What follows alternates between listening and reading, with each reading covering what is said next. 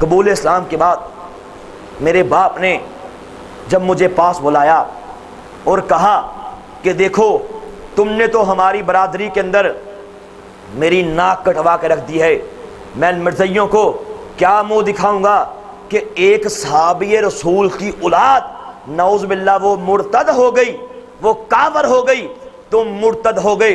اس لیے تم نے تو میں لوگوں کو کیا منہ دکھاؤں گا، تم نے تو میری ناک کٹوا کے رکھ دی ہے۔ اب تمہارا باپ ہونے کے ناطے تمہیں دوبارہ اس بات کا آرڈر کرتا ہوں کہ فی الفور دوبارہ مرزائی مذہب میں داخل ہو جاؤ، مرزا قادیانی کو اللہ کا نبی مان لو، اللہ کا رسول مان لو، اور سنو اگر تم نے ایسا نہ کیا تمہیں جائیداد سے آگ کر دیا جائے گا، تشدد کے پہاڑ تمہارے اوپر توڑے جائیں گے، ہر طرح کے حربے استعمال کیے جائیں گے، ہماری یہ شرط ہے کہ دوبارہ مرزا کو اللہ کا نبی مان لو۔ استغفر اللہ۔ جب میں نے اپنے باپ کی یہ بات سنی پھر میں نے کہا کہ ایک بات تو بھی کانوں کے پردے کھول کے سن لے، انشاءاللہ میرا جینا بھی اسلام کے لیے ہوگا، میرا مرنا بھی اسلام کے لیے ہوگا، اور جہاں تک تو تشدد کی بات کرتا ہے، جہاں تک جائیداد سے آگ کرنے کی دھمکی دیتا ہے، جہاں تک جان سے مارنے کی بات کرتا ہے، اور مجھے تو یوں لگتا ہے تو نے انبیاء علیہ السلام کی مبارک تاریخ کو نہیں پڑھا، مجھے یوں لگتا ہے تو نے سرور کائنات کی مبارک سیرت کو، مبارک زندگی کو نہیں پڑھا، میرے نبی کے صحابہ کی زندگانیوں کو تم نے نہیں پڑھا، ہمارے اسلاف، ہمارے آئمہ، ہمارے بزرگ، تم نے ان کی زندگانیوں کو نہیں پڑھا۔ جا جا کے دیکھ انبیاء کی تاریخ پر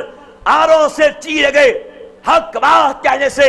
باز نہیں آئے، شہید کیا جاتا رہا، دیگوں میں ڈال ڈال کے پکایا جاتا رہا، حق بات کہنے سے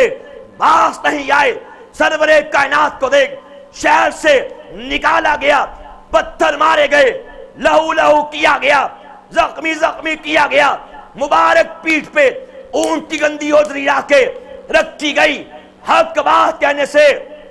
باز نہیں آئے۔ صحابہ کو دیکھ، میرے نبی کے صحابہ کو دیکھ، اور تپتی ریتوں پہ لٹایا جاتا رہا، سینے پہ بڑے بڑے پتھر لا کے رکھے جاتے رہے، حق بات کہنے سے باز نہیں آئے۔ اس صحابی عورت کو دیکھ جس کے دونوں ہاتھوں کو، دونوں ٹانگوں کو دو اونٹوں کے ساتھ باندھ کے دونوں اونٹوں کو مخالف سمت دوڑا دیا گیا، اس طرح جسم کو چیرا گیا، حق بات کہنے سے باز نہیں آئے۔ اس صحابی کو دیکھ جس کے پہلے دونوں ہاتھوں کو کاٹا گیا، دونوں ٹانگوں کو کاٹا گیا، زبان کاٹی گئی، آنکھیں نکالی گئی، کان کاٹے گئے، حق بات کہنے سے باز نہیں آئے۔ ہمارے آئمہ کو دیکھ لے، امام ابو حنیفہ کو پڑھ لے، اور جیل سے جنازہ نکالا گیا،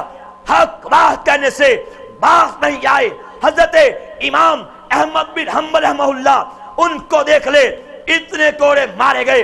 اتنے کوڑے مارے گئے، تمام جسم کوڑوں کے نشانات سے بھر گیا، حق بات کہنے سے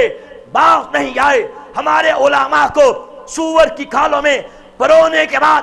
آگ لگائی جاتی، حق بات کہنے سے باز نہیں آئے۔ بڑے بڑے تھیلوں میں انسانی گندگی ڈال کے تھیلوں کے منہ کو علماء کے منہ کے ساتھ باندھا جاتا رہا، حق بات کہنے سے باز نہیں آئے۔ اور درختوں سے قطار در قطار باندھ کے سزائے موت دی جاتی رہی، نظر آتش کیا جاتا رہا، ناخن ادھیڑے جاتے رہے، حق بات کہنے سے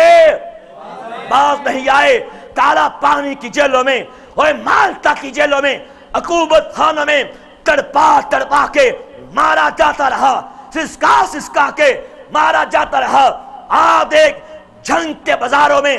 جنگ کے بازاروں میں گلے میں پٹے ڈال ڈال کے گھسیٹا جاتا رہا، برف کے بلاکوں پہ ننگا کر کے لٹایا جاتا رہا، حق بات کہنے سے باز نہیں آئے۔ اور سن لے، اگر تو تشدد میں، اگر تو ظلم میں، بے باکی میں، زیادتی میں عزت تک پہنچ جائے گا، میرے وجود کے ٹکڑے ٹکڑے بھی کر دے گا. انشاءاللہ مرزے کو کذاب کہنے سے، مرزے کو بے ایمان کہنے سے، کائنات کا سب سے بڑا کافر کہنے سے خدا کی قسم میں پھر بھی باز نہیں آؤں گا.